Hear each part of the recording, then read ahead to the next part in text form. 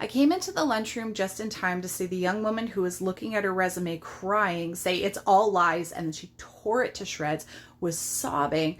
And looking around, we had the lunchroom to ourselves. I had the privilege of doing some training with an employment group that day. So I sat down to connect with her and find out what was going on. And it turned out that here she was, looking at this beautiful resume. The layout was just gorgeous. And the language, it was so professional. It laid out so wonderfully. Here are her knowledge and skills and certifications, all the things that would make her a great employee.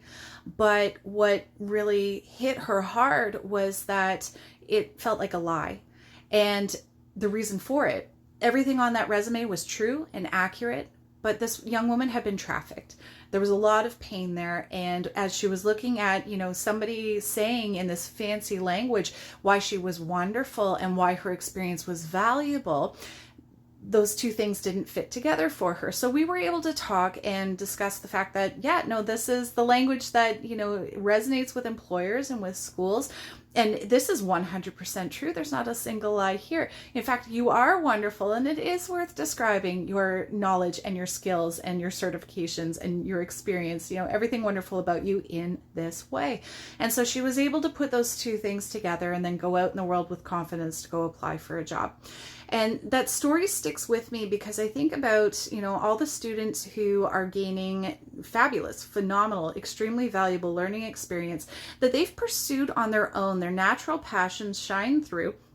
And here they are wandering around in the world just on their own, learning about something, practicing skills, connecting with other people with similar interests, picking up book after book on this topic that they're passionate about.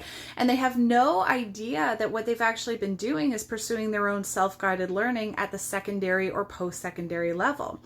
And so when they learn, okay, well, you can actually create self-reporting documents, a self-reporting course syllabus, a self-reporting course transcript, and now you can start showing the world, look, I've been creating my own secondary or post-secondary level education.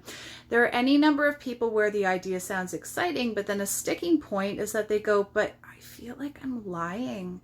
I can't tell people that I did something at a third year level post-secondary. How do I do that? And it's not that they're doing anything wrong. It's high academic integrity, which you must always practice. Do not lower the bar. Keep the bar high. High academic integrity. And it was just the language. It sounded, okay, so fancy. And so now it doesn't seem like I actually did this. And they did. And so I want you to know, there is a language of academia, and the things that you've been doing and you've been using, sort of common parlance, common language, basic language to describe the things that you're doing, actually undersells the amazing, amazing self-guided experiential learning that you've been engaging in. So if you learn how to speak the language of academia, it can feel a little awkward at first, and it can feel like, oh, well, am I exaggerating? Not even a little.